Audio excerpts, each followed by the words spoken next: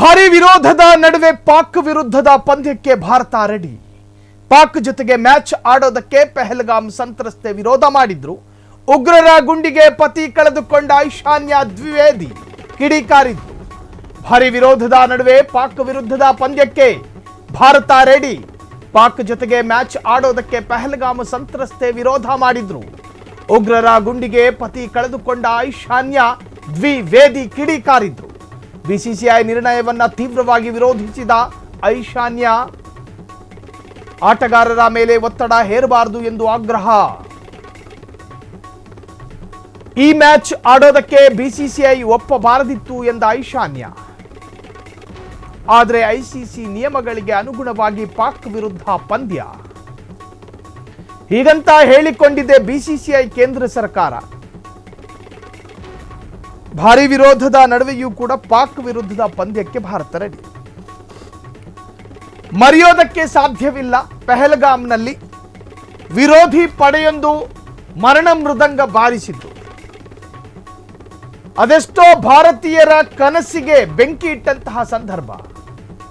ಭಾರತದ ಬದ್ಧ ವೈರಿ ಪಾಕಿಸ್ತಾನದ ಕಡು ಉಗ್ರಗಾಮಿಗಳು ಭಾರತಕ್ಕೆ ಅಕ್ರಮವಾಗಿ ನುಸುಳಿ ಭಾರತೀಯ ಮನುಷ್ಯ ಮಕ್ಕಳನ್ನ ಕೊಂದು ತಿಂದು ಹಾಕಿದ್ರು. ಇದಾದ ನಂತರ ಮ್ಯಾಚೇ ಆಗಬಾರದು ಅನ್ನುವಂತಹದ್ದು ಭಾರತೀಯರ ಅಭಿಪ್ರಾಯ ಆಗಿತ್ತು. ನಮ್ಮ ನಾಶವನ್ನ ಬಯಸುವ ದೇಶದ ಜೊತೆ ಯಾಕೆ ಆಟ ಆಡಬೇಕು? ನಮ್ಮ ನಾಶವನ್ನ, ನಮ್ಮ ವಿಕಾಸವನ್ನ ಬಯಸದ, ನಮ್ಮ ವಿನಾಶವನ್ನ ಮಾತ್ರ ಬಯಸುವ ದೇಶದ ಆ ತಂಡದ ಜೊತೆ ಯಾಕೆ ಆಡಬೇಕು? ಸಾಕಷ್ಟು ವಿರೋಧತೆಗಳಿತ್ತು. ಆದರೆ ವ್ಯವಹಾರಿಕವಾಗಿ ಯೋಚನೆ ಮಾಡುವಾಗ, ಕ್ರೀಡಾತ್ಮಕವಾಗಿ ಯೋಚನೆ ಮಾಡುವಾಗ ಅದು ಸಾಧ್ಯ ಇಲ್ಲ. ಉಗ್ರರ ಗುಂಡಿಗೆ ಪತಿ ಕಳೆದುಕೊಂಡ ಈ ಈಶಾನ್ಯ ದ್ವಿವೇದಿ ಕಿಡಿಕಾರಿದ್ರು. ಬಿಸಿಸಿಐ ನಿರ್ಣಯವನ್ನ ತೀವ್ರವಾಗಿ ವಿರೋಧಿಸಿದ ಈಶಾನ್ಯ ಆಟಗಾರರ ಮೇಲೆ ಒತ್ತಡ ಹೇರಬಾರದು ಎಂದು ಆಗ್ರಹ.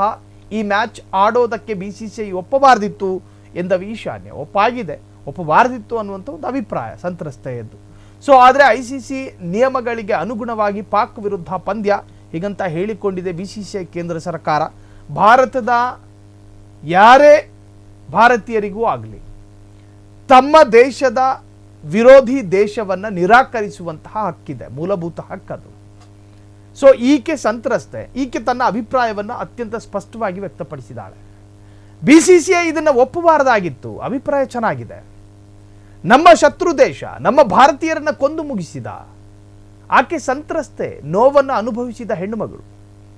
ಸೊ ಆದರೂ ಕೂಡ ಈಗ ಪಂದ್ಯಕ್ಕೆ ಒಪ್ಪಿಗೆ ಸೂಚಿಸಲಾಗಿದೆ. ಸಾಕಷ್ಟು ಚರ್ಚೆಗೂ ಕೂಡ ಕಾರಣವಾಗಿದೆ.